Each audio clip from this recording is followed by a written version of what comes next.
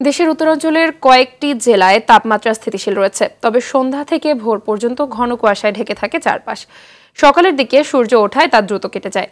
আবহাওয়া দপ্তরের তথ্য মতে সকালে দিনাজপুর ও হিলিতে তাপমাত্রা রেকর্ড হয়েছে 12.4 ডিগ্রি সেলসিয়াস, পঞ্চগড়ে 11 ডিগ্রি ও চুয়াডাঙ্গায় 13.2 ডিগ্রি সেলসিয়াস তাপমাত্রা রেকর্ড করা হয়েছে।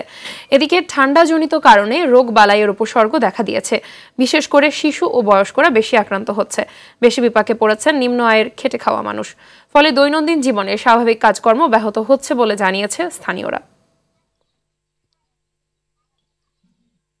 বছর শেষের খুশি নগদে হবে বেশি। নগদ পেমেন্টে নির্দিষ্ট ক্যাটাগরির কেনাকাটায় 300 টাকা পর্যন্ত ক্যাশব্যাক।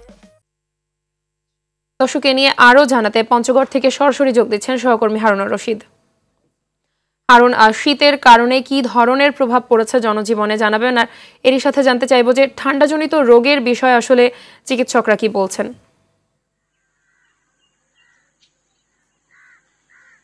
মাহবুবা, প্রথমেই জানিয়ে রাখি যে সকাল 9টায় এখানে 11.2 ডিগ্রি তাপমাত্রা রয়েছে। তবে ষড়ঋতুর পরিক্রমায় যে শীতকাল চলছে, এখানে কিন্তু পুরোদমে শীতের আমেজ রয়েছে।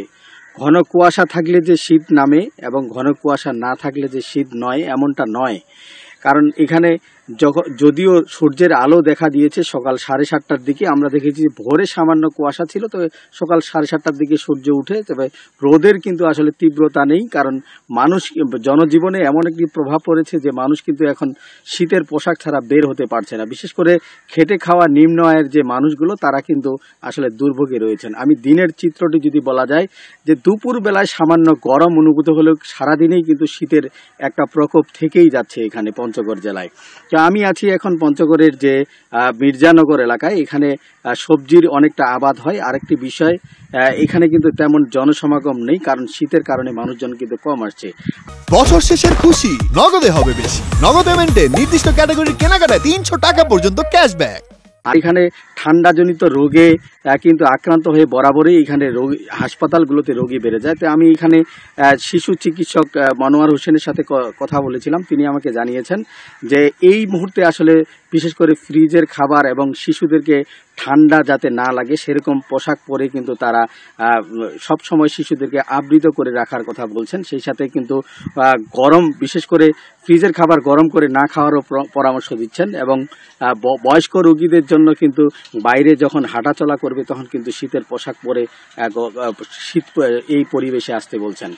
তো পঞ্চগড়ে সারাদিনের যে আজকের যে সর্বশেষ চিত্রটি বলা যায়, এখন পর্যন্ত সোনালী রোদ উঠেছে, তবে রোদের তীব্রতা নেই। মাঝে মাঝে কিন্তু 4 থেকে 5 কিলোমিটার বেগে এখানে উত্তরের হিমেল হাওয়া বয়ে যাচ্ছে। তো এখন পর্যন্ত রোদ উঠেছে, মানুষজন কিন্তু আসলে কাজে বেরিয়েছে, তবে শীতের একটা প্রকোপ রয়ে যাচ্ছে এখানে।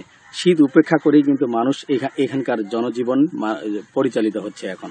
তো মাহবুবা, এই ছিল আমার কাছে পঞ্চগড় থেকে শীতের সর্বশেষ পরিস্থিতি। মাহবুবা, ধন্যবাদ আপনাকে।